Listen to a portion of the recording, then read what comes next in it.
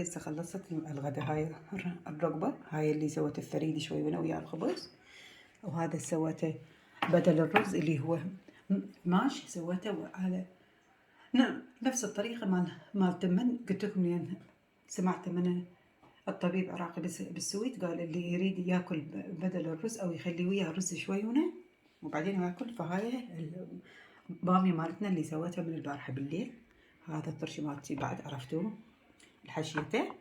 هاي شوية بصل والليمون من الجو اجواء عندنا. وهذا مالتي الثريد اللي قلت لكم من الخبز الصحي. هذا صحي وانا صار لي كل شوية ولا ماكله حياته الفيجان. خليت لي ربع عشاية كلش كافي الحمد لله شكر. المهم واحد بده يتذوق.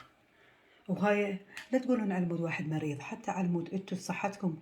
وشلون ما قلنا لايف ستايل، يعني حياة صحية وحياة صحيحة. واحد ياكل بدائل احسن ما يضر نفسه. وان شاء الله اكون حتى اذا افيدكم وفشي كلش يعني اسمه بسيط، لان انا دا اخذ من الارشادات من الاطباء ودا اشوف فيديوهات كلش هواية ودا اطبقها على نفسي. ان شاء الله انتم تسووها، لان شفت على نفسي وعلى صحتي الحمد لله وشكر صرت احسن بهواية تحاليلي. وهاي باميتنا اللي تجنن اليوم ما شاء الله. قلت لكم هاي سويتها على الركبة وشوية خليت منها هذا الخبز الصحي الي. وهذا الماش وابد ما خليت له ولا تمنايه. هم قايل هو الطبيب اذا حابين تخلون وياه الرز شويه او تمن هو نفس الشيء. فانا ما خليت ابد، هو بس سويته نفس الطريقه. اول مره سلقته صفيته شلون ما شفتوني بالطريقه بالضبط. بعدين خليت له صفيته وخليت له حمست له شوي بصل وخليته مثل التمن بالضبط وطلع يجنن. وهاي الباميه مالتي الثريد، هاي الباميه ناكلها وعلينا وعليكم مليون عافيه.